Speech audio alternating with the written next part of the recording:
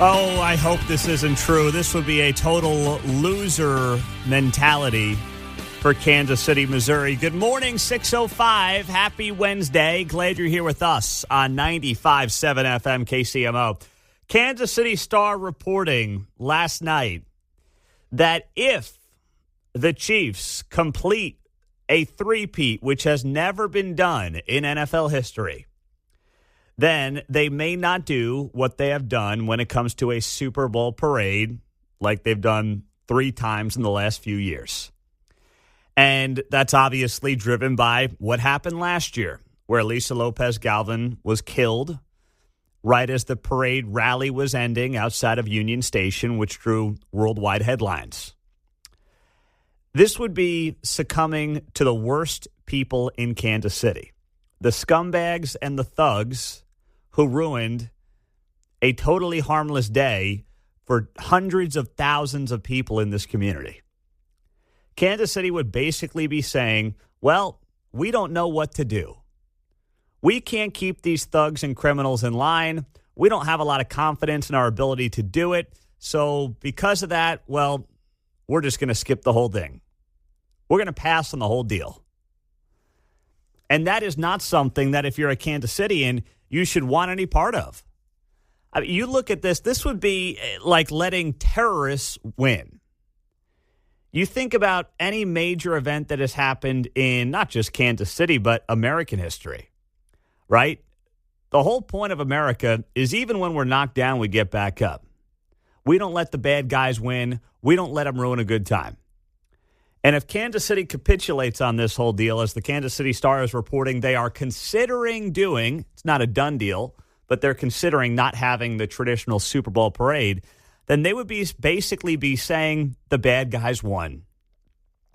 We can't control the criminals in this town, so now we've got to change everything that we are doing when it comes to how we put on a Super Bowl parade. Now, everybody can do a better job. There's no doubt about it. Last year, I was watching from afar, and it was a mess. It looked like a mess on the streets. It looked like a mess on the rallies. The players were drunker than ever. And I'm not sitting here as some prude saying you can't have a few beers after you win the Super Bowl. I mean, my goodness. Have a good time. These are young men in the prime of their lives. But it just felt more out of control than ever. Kelsey's up there slurring, embarrassing himself, trying to sing Garth Brooks. I mean, the whole thing just was at that next level, and it didn't need to get to that point, John. Yeah, it's unique. I mean, we've had parades in the past. You have St. Patrick's Day and things. Then you have the rally. See, that's kind of the deal where it's like somehow the parade and all the drinking that goes on the parade then leads up to this, hey, big party over here for an hour. Yeah. Well, maybe we could just have the parade. Yes, and everybody go home. That is what is being speculated right now by the city. What they're thinking about doing, according to the Kansas City Star, is having kind of a rally beforehand that would be a much smaller ticketed style event with, as they put it in the Kansas City Star, featured remarks by chiefs and local dignitaries. Yes, because everybody loves hearing from the politicians after a Super Bowl, said nobody ever. The worst part of those rallies was when, and it's not a left, right. No one wants to hear from the governor. Nobody wants to hear from the mayor. You guys were not putting on the pads. You didn't do a damn thing. No one wants to hear from you, with all due respect. Well, hopefully the Monarchs have a game that day because Frank White last time he showed up. Yeah. See, that would be more surprising. You know what? I would actually want to see Frank White get up there in a situation like that. So one option they are considering, writes the Kansas City Star, is a parade that would follow a ticketed kickoff rally, location TBD, that would feature remarks by the chiefs and local dignitaries. A much smaller crowd would enter that venue through security checkpoints, as fans do for any professional sporting event. That would basically be local and statewide politicians and their friends and family. That's it. I can't tell you how many people in politics were sitting at that rally in kind of the front of the stage there by Union Station. It was all politicians, many who have been on this show. I'm not begrudging them for it. I'm just saying that's the only people who would be there, right? Big money donors, big business people, and then politicians. If that's the vibe you're going for, fine, so be it. But that's not what this team is really about. What the Kansas City Chiefs do effectively when they're winning is bring regular people together, bring the community together. The politicians be damned. It's about bringing this community together. And that's what this team does better than, really in sports in general, do better than anything else in still a fairly divided America right now.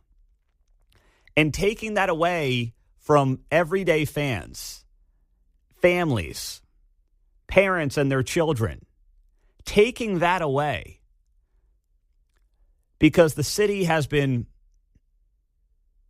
I don't want to overstate it, so I'm not going to use the word I was going to use, but the city has a clear problem when it comes to violence.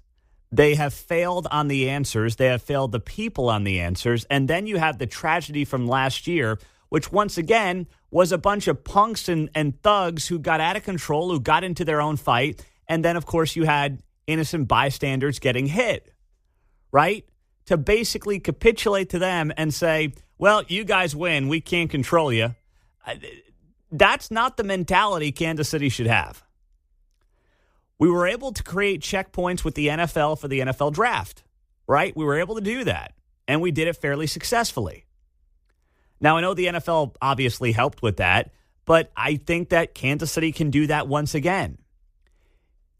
If push comes to shove, if they do win this third straight Super Bowl, and if they want to have a rally down at Union Station, they should be able to do that. And they can set it up just like the NFL draft. I was down there. You walk through the checkpoints where you kind of enter down towards the World War I Museum and Memorial. Not a big deal. You can have a couple of checkpoints down further towards Union Station to allow people in. And if people want to show up, they should be able to show up in a situation like that. I don't believe it's all that difficult. 913-408-7957. Now, if this is all the Chiefs pulling the strings and saying this is what we want to do, I suppose that's a different story. But at the same time, I do believe the team owes it to everyday fans to put on some kind of a show for them and not just for the local dignitaries. Maybe the parade's enough. Maybe you say, hey, we're going to roll down the parade rally and go down Main Street or Grand Boulevard, and that'll be enough. But I think there's something to be said for seeing guys at the end, having a good time. And you know what? Tell the players to have one or two less drinks. That's how it should be. I mean, last year they kind of embarrassed themselves. That's okay. We're all rooting for them on Saturday. They're young men. They make mistakes. But just, bring it down a notch. And plenty of time for embarrassment later. Yeah, trust me.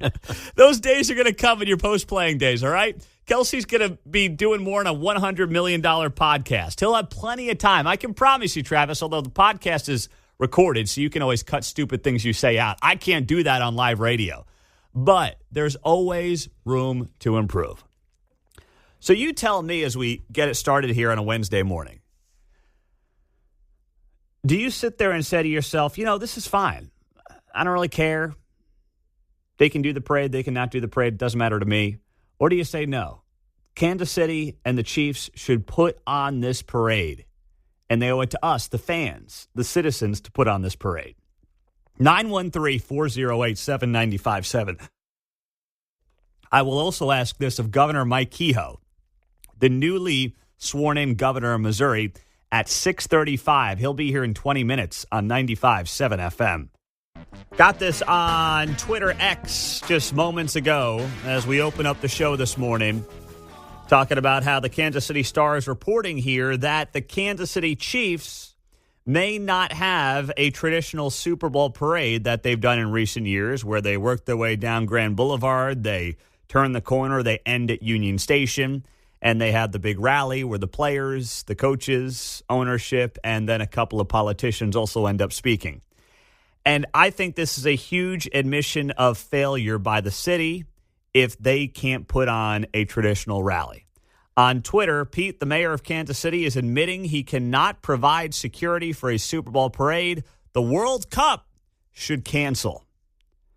Hey, I mean, that is going to be a massive event here in a couple of years. And it's fair to say, hey, if we can't do this well, if we can't put on a show for our people, for our citizens in our community, for this team, What makes us think we're going to happily and safely welcome potentially hundreds of thousands of people from around the world to come here to watch some soccer games in a couple of years?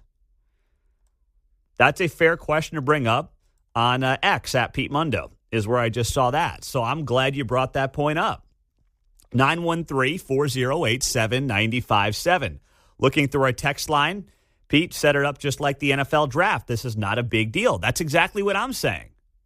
Because here's the thing. If the Chiefs say, we'll do a little event beforehand, and we'll do this event, and we'll have security there, that'll be the rally, and then we go down the parade route with the public, well, is that really a better solution? Especially if you're talking about the safety and security of players. Those people on the parade route are not going through some kind of metal detector. They're just standing on the side of the road.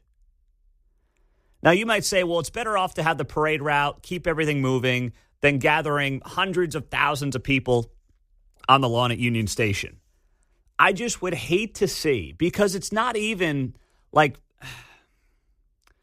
and I don't want to get too gruesome, but it's not like it was some terrorist-style attack that got overlooked by local authorities. You literally had a couple of punks, thugs, whatever you want to call them, at the end of this thing, get into a scuffle, pull out their firearms, and start blasting off at each other. And it resulted in the loss of Lisa Lopez Galvan. And other people getting shot, of course. But only one person, thankfully, getting killed. You're going to take away that experience for hundreds of thousands of people and their families in this town because of a couple of thugs. That is a loser mentality. 913-408-7957. Unless the city is just admitting we can't keep people safe. In which case, I mean, you know, those of you that are residents in certain parts of town have known that for a long time, sadly. They're down hundreds of cops. And this is, unfortunately, you can make a case, and I would make the case, part of a continued fallout from the destruction and the propaganda led by people at City Hall and, yes, the Kansas City Star from 2020. Gosh, we can't hire cops. Can't imagine why. Dan, you're on KCMO in Kansas City. What's going on, man? Hey, good morning, guys. You know, the stuff's going to happen no matter what, but I think it would be hilarious if the Chiefs gave the middle finger to the city and hired the Swifty entourage, private security, and just had it wherever they wanted to. So that's all I had to say. You're saying, so what would you say? Like the Chiefs do it at something at Arrowhead Stadium or whatnot? Yeah, some Arrowhead Stadium, or even if they could rent out a facility somewhere. I mean, not rent out, but I mean, have it somewhere, declare it a permit for a celebration, and then have the Swifty entourage come in and take care of the security. The Swifty entourage? Who's in the Swifty entourage? No, doesn't she have like a private security company? Yeah, I'm sure. Yes, she does. Yes. I'm just going off the tangent. I don't know if there's enough of those out there, but hey, if they want to work the gig, I'm sure they can make some extra money.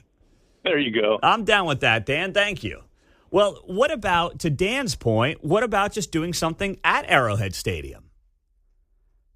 I know some people will probably say, well, that's not inclusive. I'm just making up what some losers are going to give as excuses. But you have the security checkpoints all set up. You run it basically like a game. You can make it a ticketed event, a lottery-style event.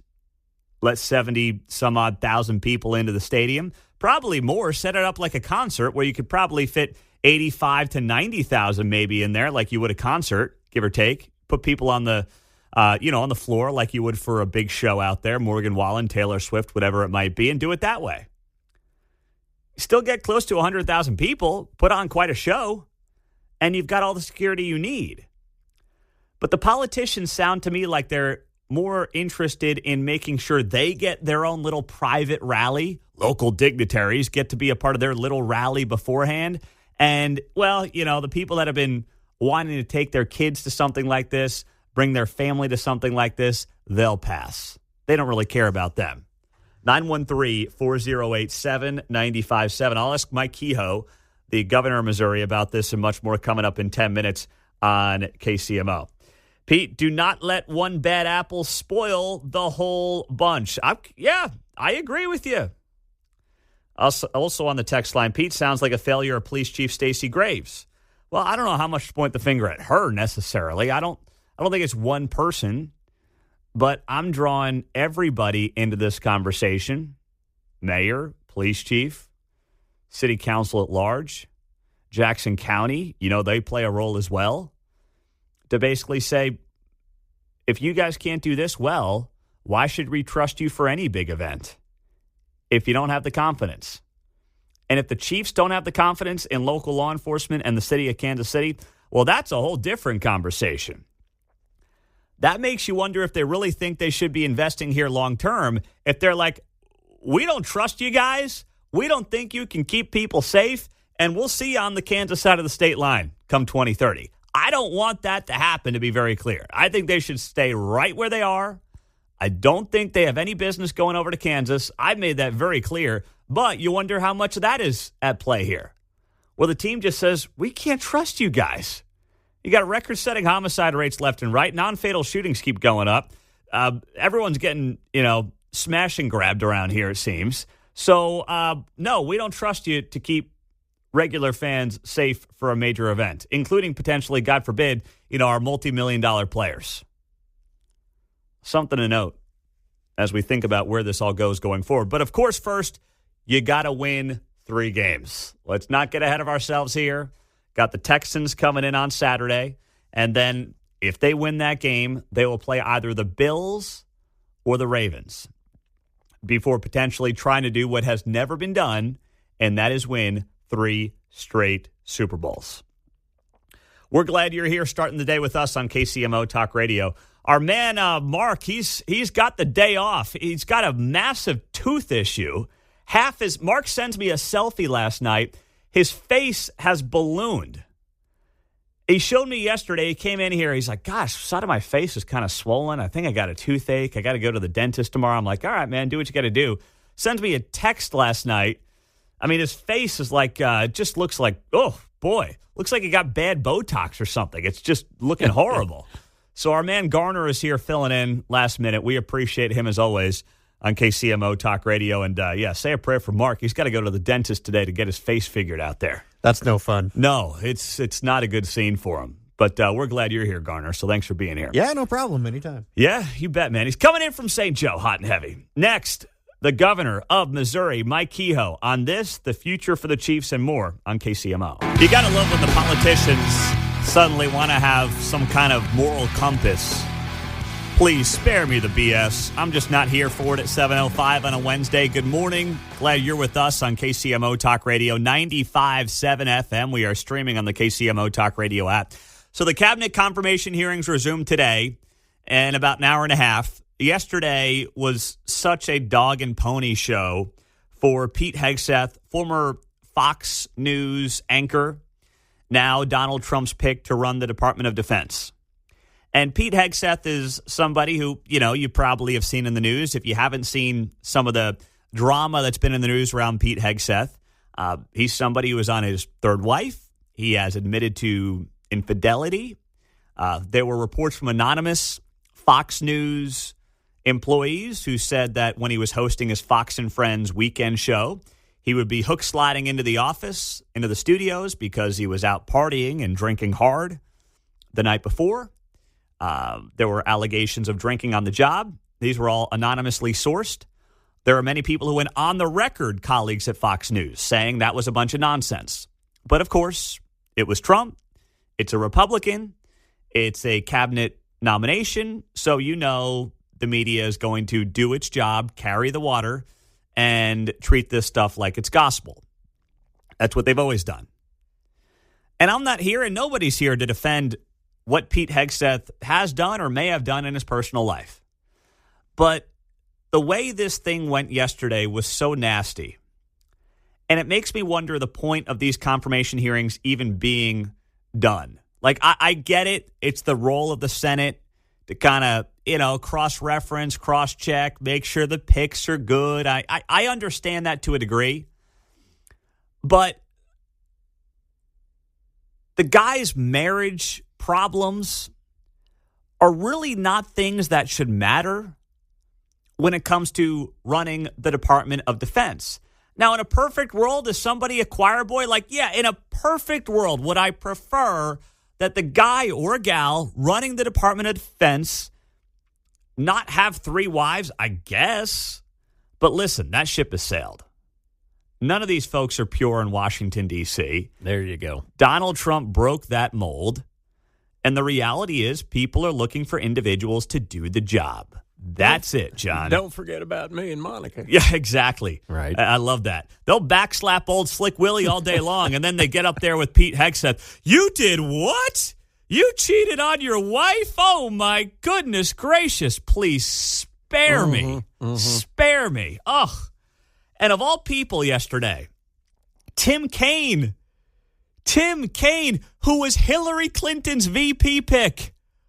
I mean, this guy acting like he's outraged by infidelity. Brother, you were picked and willingly accepted Hillary Clinton's VP nomination.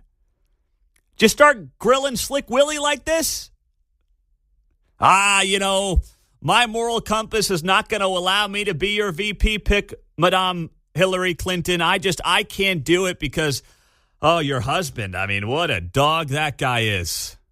But now, Pete Hegseth, oh boy, really bothering Tim Kaine. Cut 2. Let's roll it. Charges. Well, it was fully investigated, and I was completely cleared. And I am so grateful for the marriage I have to this amazing woman behind me. You've admitted that you had sex at that hotel in October 2017. You said it was consensual. Isn't that correct? Anything... You've admitted that it was consensual, and you were still married, and you just had a child by another woman. Again, how do you explain your judgment? Completely false charges against me. You fully investigated, and I was completely clear. You have admitted that you had sex while you were married to wife 2 after you just had fathered a child by wife 3. You've admitted that. Now, if it had been a sexual assault, that would be disqualifying to be Secretary of Defense, wouldn't it? It was a false claim then and a false claim now. If it had been a sexual assault, that would be disqualifying to be Secretary of Defense, wouldn't it? That was a false claim.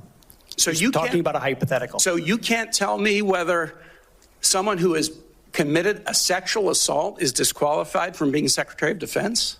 Senator, I know in my instance, and I'm talking about my instance only, it was a false claim. But you acknowledge, that you cheated on your wife and that you cheated on the woman by whom you had just fathered a child. You have admitted that.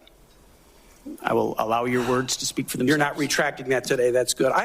So that is Tim Kaine, senator, who just looks like crap. I mean, that guy, you want to talk about somebody who looks like they fell off the wagon. I mean, the guys, when you're balding at the age that Tim Kaine is, like when you're 60 and you got that look going, growing out your hair is not great. You start to look like Albert Einstein, and that's what he looks like, a drunk Albert Einstein. I mean, it's really a bad look for him. I know they're having tough times right now on that side of the aisle in Washington, D.C., but, man, it's been tough sledding for Tim Kaine right now. Really has been. And I would ask Tim Kaine, I mean, these allegations against Pete Hegseth, part of this whole infidelity deal that he has dealt with during his adult life. He says he's now happily married. He says he's found his faith. You can believe that. You cannot believe that. It's up to you. I just wonder, is it the job of U.S. senators to be out there suddenly playing this fake game of, determining whether or not someone has the proper morality to be in a position of power, right? I mean, the American people voted for Donald Trump. Donald Trump certainly has a well-noted history of multiple wives, multiple children by multiple wives. And the American people said, we want to put this guy in power. He wins the Electoral College by a landslide. He wins the popular vote. Theoretically, the American people said, we trust him to make these cabinet position picks. And then all of a sudden, Tim Kaine is like, nope, that guy's cheated on his wife. But I'm happy to be Hillary Clinton's VP pick. So cut 3 is an Oklahoma Senator, Mark Wayne Mullen, calling out the hypocrisy of this show yesterday on Capitol Hill regarding Pete Hegseth. The senator from Virginia starts bringing up the fact that what if you showed up drunk to your job? How many senators have showed up drunk to vote at night? Have any of you guys asked them to step down and resign from their job? And don't tell me you haven't seen it, because I know you have. And then how many senators do you know have got a divorce before cheating on their wives? Did you ask them to step down? No. But it's for show. You guys make sure you make a big show and point out the hypocrisy because a man's made a mistake. And you want to sit there and say that he's not qualified? Give me a joke. I mean, it is so ridiculous that you guys hold yourself as this higher standard and you forget you got a big plank in your eye. We've all made mistakes. I've made mistakes. And Jennifer, thank you for loving him through that mistake. Because the only reason why I'm here and not in prison is because my wife loved me too. I have changed, but I'm not perfect. But I found somebody that thought I was perfect. And for whatever reason, you love Pete, and I don't know why. But just like our Lord and Savior forgave me, my wife's had to forgive me more than once too, and I'm sure you've had to forgive him too. And so thank you. That's Mark Wayne Mullen out of Oklahoma ripping into Rockhurst's finest, Tim Kaine. Class of 76. Yeah, don't forget that. Talk about an embarrassment to Rockhurst. I mean, they should be scrubbing his name off of anywhere in the building right now based on his performance yesterday. Yeah, Tim Kaine, he was on this show. You remember that, John? 2019, I think it was. I feel like we had talked to him once before. He endorsed somebody in the mayor's race, and I'm blanking on the guy's name. It's one of the business guys running for mayor when there was like 27 people running for mayor in 2019, and it came down to Quentin Lucas and Jolie Justice. Tim Kaine came on the show to endorse, gosh dang, what was his name? I can't remember it. I'll figure it out. And, you know, it was a fine conversation. Little did I know all these years later, he'd be embarrassing himself in the state of Virginia with this showing regarding Pete Hegseth and his nomination for Department of Defense Secretary, John. Wasn't Candor, was it? No, it wasn't Candor. It wasn't Candor. I'll pull it out at some point during the break. But either way, Tim Kaine, Rockhurst's not finest, doing his best job to really put to shame the entire process. If you want to poke holes in whether or not you think he's qualified for the position, that's okay.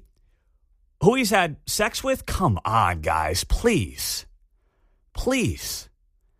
And frankly, I think the showing yesterday is going to drive Republicans who may have been on the fence about Pete Hegseth into his arms, because that was a true embarrassment. 913-408-7957. It's 7:15 on KCMO Talk Radio. The inflation report drops in 20 minutes. As soon as that comes out, we'll get to the numbers and what it means for 2025 here on KCMO Talk Radio.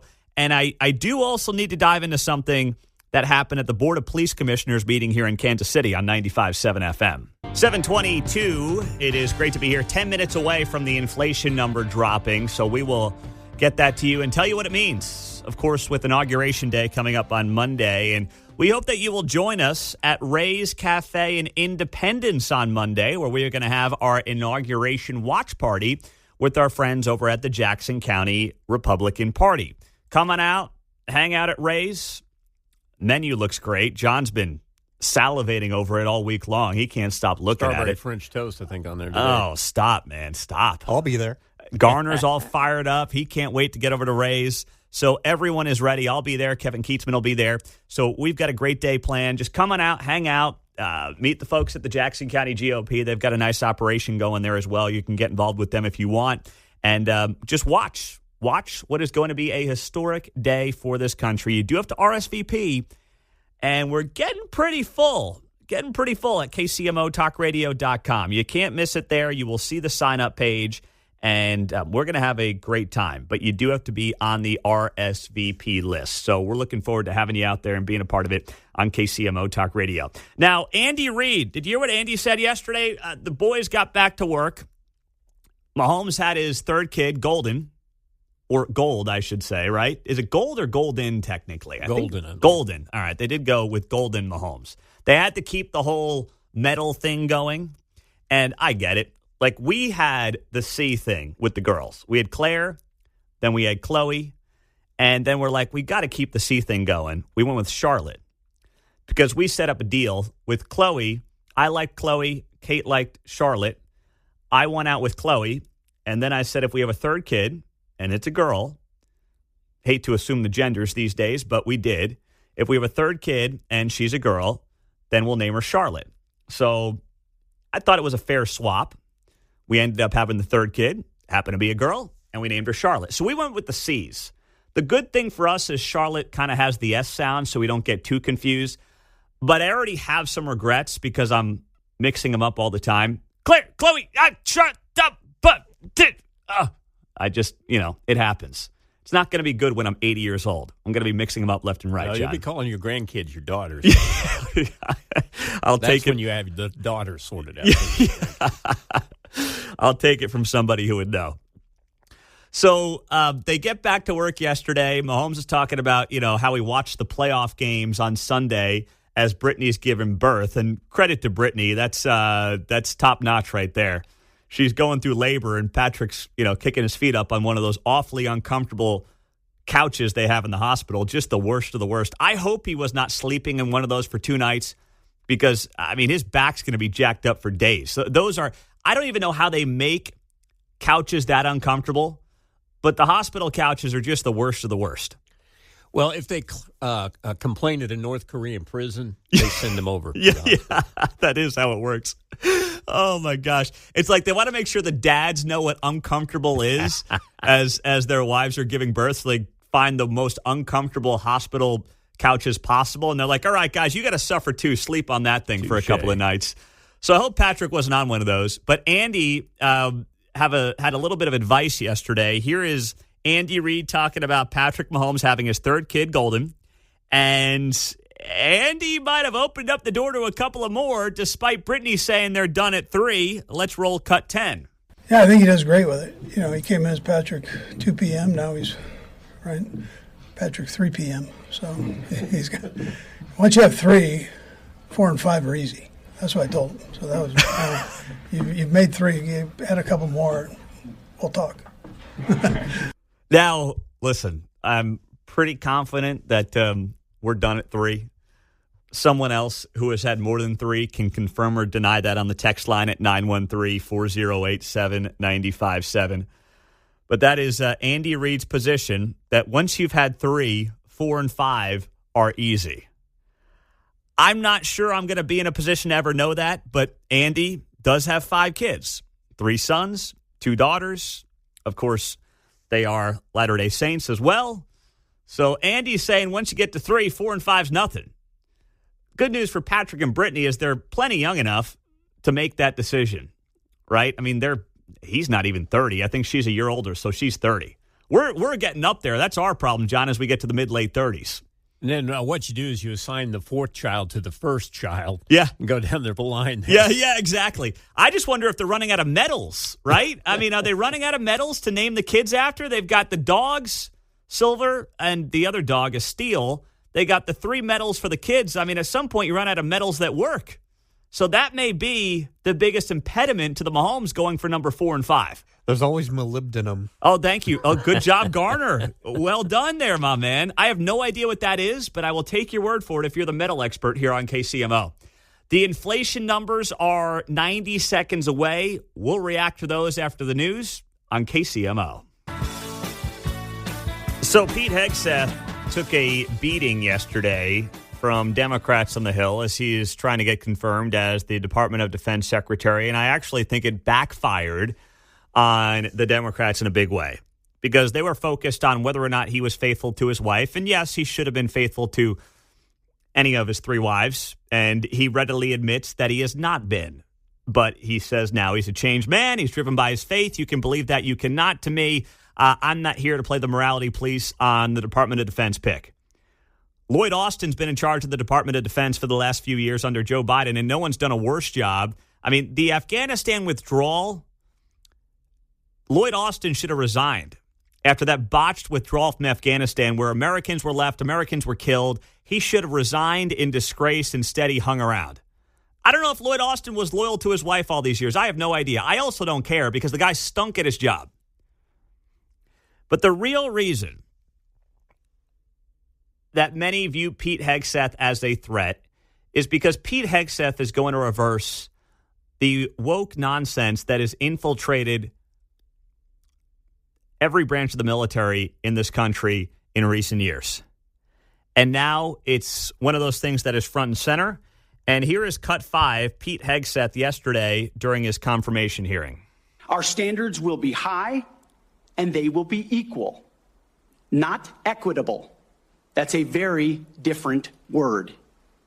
We need to make sure every warrior is fully qualified on their assigned weapon system, every pilot's fully qualified and current on the aircraft they are flying, and every general or flag officer is selected for leadership or promotion purely based on performance, readiness, and merit.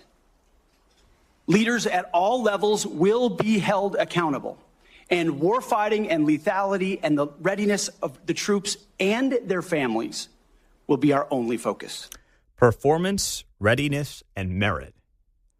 What a novel concept on how to run your freaking military that is in charge of keeping your nation the freest place on the planet at a time when the worst actors in the world are feeling emboldened.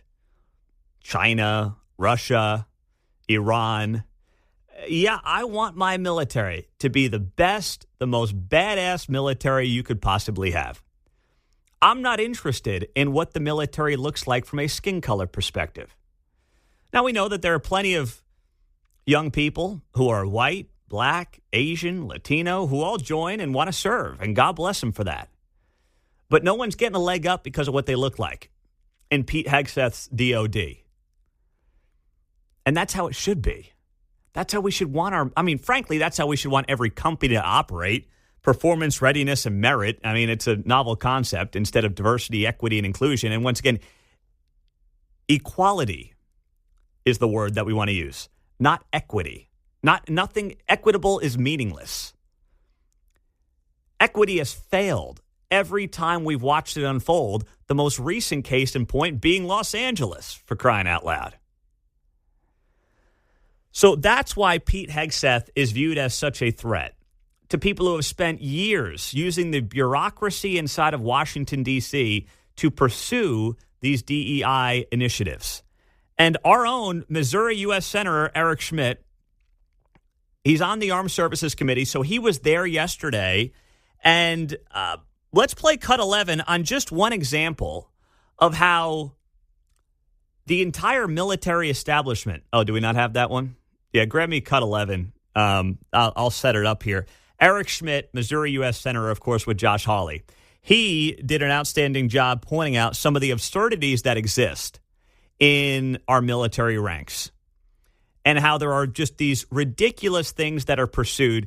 In one case, he talked about how they don't want to use the term mom and dad in the military. I kid you not. Mom and dad are terms that Eric Schmidt noted yesterday our military does not want to use and that they advise you against using.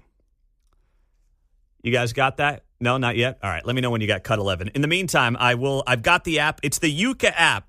You want to scan the barcodes in the back of the cereal boxes or anything that you eat? It's the Yuka app. Y-U-K-A. Yuka app. Go download that today. We're not getting any money off it. That's just a public service. Okay, Eric Schmidt, cut 11. But for those watching at home, DEI is not about giving everybody opportunity. It is rooted in cultural Marxism. The idea that you pit the room, any room, with oppressor versus oppressed. It's race essentialism, and it is poison. It has no business whatsoever in our military. I think the American people have spoken loudly and clearly about this. They're tired of this. They're tired of woke ideology. And to my Democrat colleagues on the other side, if you haven't picked up on that, you missed the plot. Because that's what November 5th partially was about. And so let's talk specifically about some of these DEI programs that have been funded. In our academies, specifically the Air Force Academy, it was advised as disfavored language to refer to your mom and dad as mom and dad. Okay? Dear mom and dad, I'm writing home. Don't say that. That's insane. We're all just people. You can't say that either. And in an effort to police this, in a 1984 Orwellian novel, there was actually an eyes and ears program to rat on your fellow students who might say mom and dad. Eric Schmidt, Missouri U.S. Senator, yesterday during the Pete Hegseth hearing on KCMO Talk Radio. That's right. Just one example of what an informational slide in the Air Force called inclusive language when it came to terms like mom and dad. Who is running these institutions? And frankly, the men and women who want to actually serve this country, the last thing they want to do is deal with nonsense like this, right? I mean, we are grateful that we have a military that is all volunteer-based. But I'll tell you right now, you're not going to increase the numbers of people who want to do this stuff for a living by having policies like that, by wokeifying the Air Force, the Army, and the Navy. By saying, mom and dad, John, I don't know about that, man. We employ these people to fight for our freedom of speech. Yeah. Right. But they don't have it. No, yeah. But don't call your mom, mom. Don't call your dad. No. Those are not inclusive terms. Don't you dare do that. This is the kind of nonsense that is being dealt with. And it's the kind of stuff that Pete Hegseth, who I don't know if he knows everything about the Pentagon. He probably doesn't.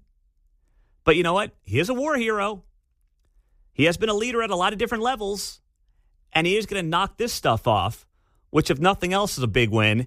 And to tie it back to the beginning, we just got done with 4 years of Lloyd freaking Austin, who was horrible at the job, who was a disgrace to the job. But hey, I don't know about this guy, Pete. Coming up on KCMO, the inflation numbers came out last hour. What does it mean for interest rates in the economy for 2025? We'll get those answers coming up next on KCMO.